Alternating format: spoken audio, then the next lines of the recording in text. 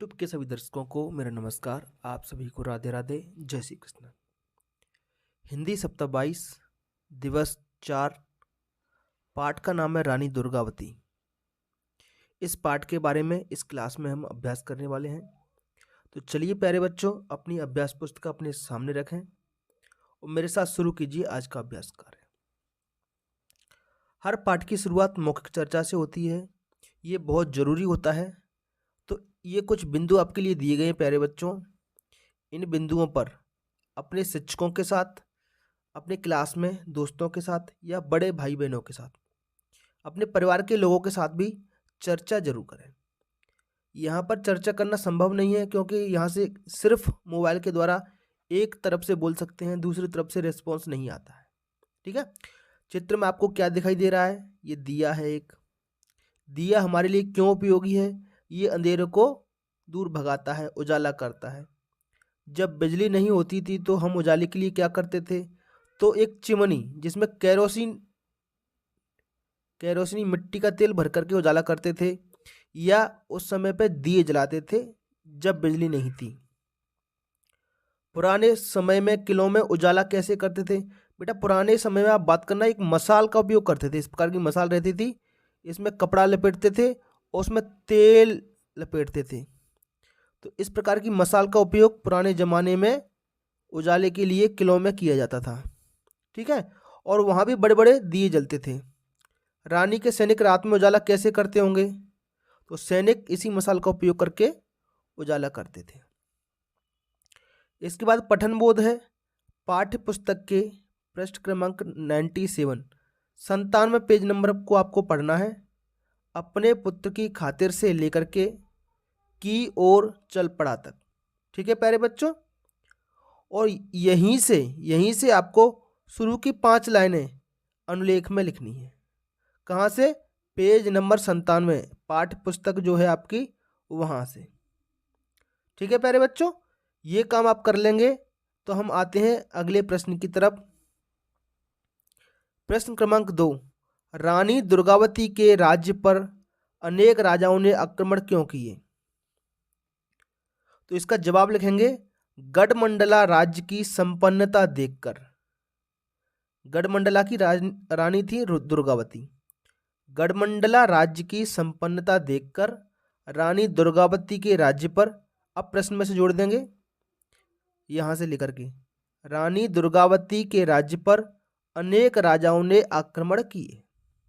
ठीक है।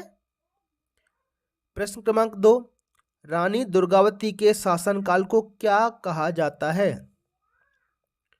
तो प्रश्न में से देखकर लिखेंगे, रानी दुर्गावती के शासनकाल को, यहां तक रानी दुर्गावती के शासनकाल को गोंडवाने का स्वर्ण युग, इतना आपको जोड़ना है, क्योंकि जो क्या लगा देंगे, गोंडवाने का स्वर्ण युग कहा जाता है। जो गढ़मंडला क्षेत्र है वो गोंडवाना क्षेत्र भी कहते हैं उसको हम। ठीक है। शब्द वाक्य पठन लेखन गतिविधियां। अगर आपने ये पाठ शुरू से लेकर अंत तक अच्छे से पढ़ लिया है तो पहले कौन सी चीज घटित हुई थी, उसके बाद क्या घटना हुई, उसके बाद क्या घटना हुई, इस प्रकार से वाक्यों को आपको अरेंज करना है, व्यवस्थित करना है। बचपन में ही दुर्गावती की माता का देहांत हो गया था, तो ये बात सबसे पहले घटित हुई थी, तो 1 नंबर पे इसको लिख देंगे। ठीक है। राज्य में धन दौलत की कमी नहीं थी, एक दिन राजा इस संसार से चल बसे, नारी सेना बनाई और शत्रु राज्य में गुप्तचरों का जाल बिछाया, रानी और प्रजा पर दुखों का पहाड़ टूट पड़ा। तो पहले नंबर पर यह बात हो गई थी। इसके बाद जो दूसरा वाक्य है वो ये आया था, एक दिन राजा इस संसार से चल बसे, तो दूसरे नंबर पर लिख दिया हमने। इसके बाद आया था ये 3 नंबर वाला वाक्य, इसको यहाँ पर लिख देंगे 3 नंबर पे, हम यहाँ लिख दोगे प्यारे बच्चों, यहाँ से देख करके, रानी और प्रजा पर दुखों का पहाड़ टूट पड़ा। बिल्कुल यही का यही आपको लिखना है 3 नंबर पे, ये वाला वाक्य यहाँ से देख करके यहाँ लिख देना 3 नंबर पे। ठीक है। इसके बाद राज्य में धन दौलत की कमी नहीं थी। ठीक, राज्य में धन दौलत की कमी नहीं थी, ये 4 नंबर का वाक्य है ये। तो इसको यहाँ से लेकर के 4 नंबर पर लिख देंगे।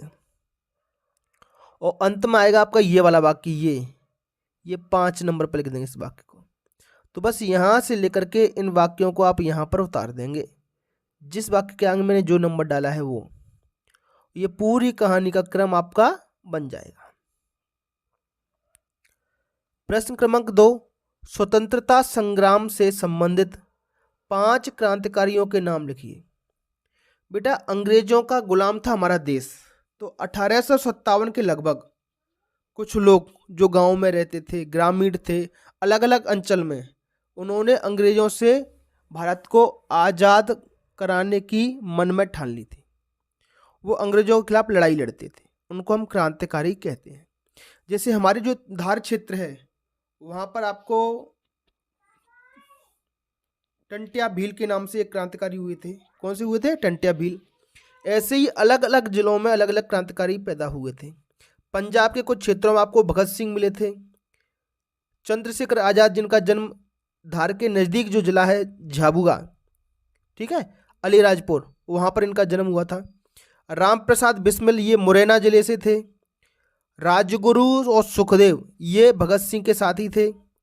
तात्या टोपे, ये रानी लक्ष्मीबाई के साथ में इन्होंने 1857 क्रांति में भाग लिया था। तो ये सारे के सारे क्रांतिकारियों के नाम हैं। प्रश्न क्रमांक 3, दिए गए सर्वनामों का उपयोग करके 5 वाक्य बनाइए। पहला सर्वनाम है वे। तो पहले तो ये समझो ये सारे के सारे सर्वनाम हैं। तो वे से एक वाक्य बनाइए, वे हमारे दोस्त हैं। उसे, मैं उसे 10 रुपये दूंगा।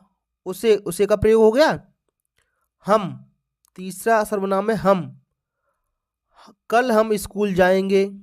उन्हें कल मैच जीतना होगा। वह का प्रयोग करके वाक्य बनाइए, वह रो रही थी, वह खाना खा रही थी, वह सो रही थी। इस प्रकार से आप अलग अलग तरीके के वाक्य बना सकते हैं। अगला प्रश्न है धारा प्रवाह पठन। एक कहानी दी गई है, पढ़ते हैं, समझते हैं और प्रश्नों के उत्तर देते हैं। रानी को इस आक्रमण की सूचना मिली तो उन्होंने अपनी प्रजा को संगठित कर उसका सामना करने का निश्चय किया। रानी के किले पर मुगल शासक अकबर ने अपने सेनापति को भेजकर आक्रमण करा दिया। रानी को इसकी सूचना मिली तो अपनी प्रजा को संगठित कर उसका सामना करने का निश्चय किया। रानी दुर्गावती ने मुगल सेना से लड़ने के लिए अपने राज्य के सबसे मजबूत किले सिंगौरगढ़, कौन से किले को चुना था? सिंगौरगढ़ किले को चुना। यह गढ़ आजकल दमोह जिले में है, मध्य प्रदेश के दमोह जिले में यह किला है अभी। आसिफ खान ने अपनी विशाल सेना के घमंड में सिंगौरगढ़ पर चढ़ाई कर दी। प्रश्न क्रमांक 1, रानी ने मुगल सेना से लड़ने के लिए सिंगौरगढ़ को क्यों चुना? क्योंकि वो उसके राज्य का सबसे मजबूत किला था। लिखा है इसमें सबसे मजबूत किला था। अगला प्रश्न है आक्रमण की सूचना मिलने पर रानी ने क्या किया? ये लिखा है बेटा, आक्रमण की सूचना मिलने पर उसने अपनी प्रजा को संगठित कर उसका सामना करने का निश्चय किया। यही आप लिख देंगे, रानी ने प्रजा को संगठित कर आक्रमण का सामना करने का निश्चय किया। संगठित करने का मतलब ये है कि जितने भी सैनिक जहाँ कहीं इधर उधर दूसरे किलों पर थे, कोई गांव में थे, कोई महल की निगरानी में थे, सबको इकट्ठा करके और उनसे लड़ने पहुंच गई। स्वतंत्र लेखन है। आप अपने स्कूल में स्वच्छता कैसे बनाए रखते हैं लिखिए। अपने स्कूल की बात है बेटा, आप अपने स्कूल को साफ कैसे रखोगे वो सब यहाँ पर सोचकर जिस तरीके से आप स्कूल को साफ रखते हो वो लिखना है। जैसे अपने स्कूल में स्वच्छता बनाए रखने के लिए हम नियमित रूप से स्कूल की साफ सफाई करेंगे। क्या करेंगे? साफ सफाई नियमित, रोजाना।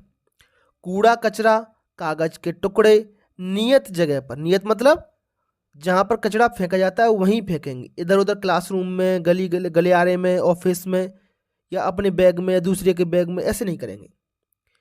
तो कूड़ा कचरा कागज के टुकड़े नियत जगह पर, नियत जगह कौन सी होती है? या तो डस्टबिन या कहीं पर एक जगह जहाँ पर कचरा फेंका जाता है वहीं पर डालेंगे। इसके बाद स्वतंत्र पठन है।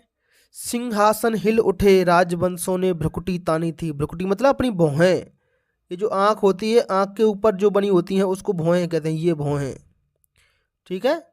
सिंहासन हिल उठे राजवंशों ने अपनी भ्रुकुटी तानी थी, ये वाली भ्रुकुटी होती है ये। बूढ़े भारत में भी आई फिर से नई जवानी थी। बूढ़े भारत मतलब सब लोग गुलाम हो गए थे, फिर उनमें फिर से जवानी भर गई। गुमी हुई आज़ादी की कीमत सबने पहचानी थी। दूर फिरंगी, फिरंगी मतलब अंग्रेज, दूर फिरंगी को करने की सबने मन में ठानी थी। तो ये लाइनें प्यारे बच्चों सुभद्रा कुमारी चौहान ने लिखी हैं। किसने लिखी हैं? याद रखेंगे, सुभद्रा कुमारी चौहान।